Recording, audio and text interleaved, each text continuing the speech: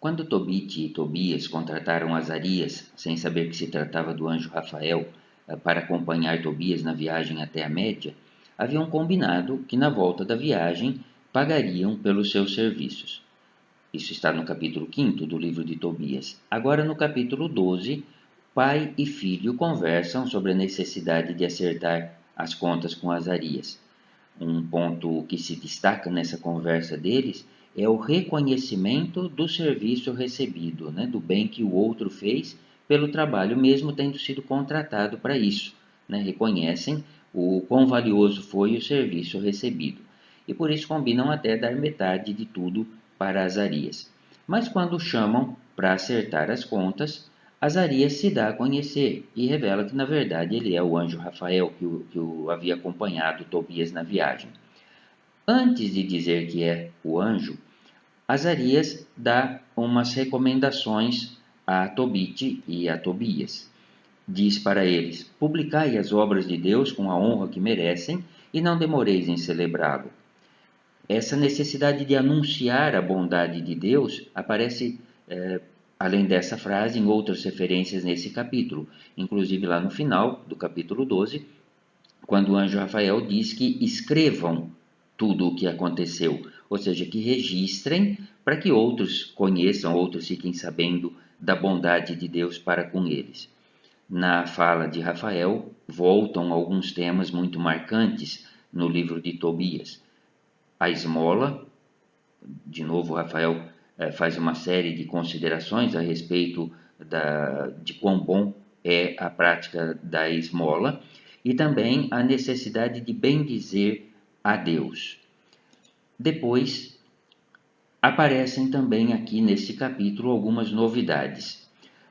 Uma delas é essa colocação que Rafael faz depois de já revelar quem ele é, dizendo: quando oravas tu e Sara, eu apresentei o memorial da vossa prece na presença da claridade do Senhor.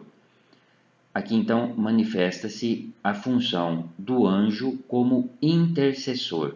A intercessão. A Sagrada Escritura muitas vezes mostra que cada fiel pode se dirigir diretamente a Deus, rezar, conversar diretamente com Deus, apresentar sua gratidão, seus pedidos, seus medos, mas surge aqui também o papel do intercessor, aquele que coloca diante de Deus as necessidades das pessoas, e o anjo com esse papel.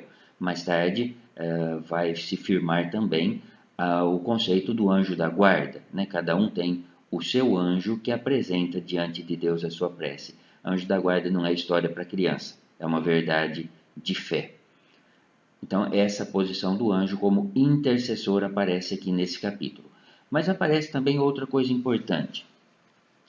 O anjo Rafael diz para Tobit e Tobias: quando eu estava convosco, não era por benevolência minha, mas pela vontade de Deus.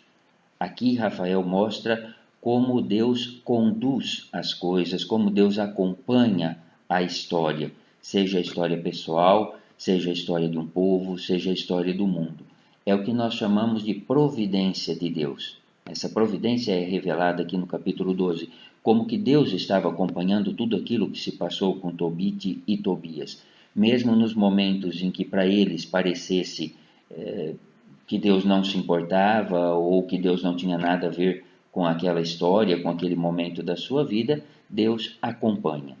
A providência não significa que Deus manipula as coisas, que Deus nos trata como se fôssemos marionetes que ele mexe.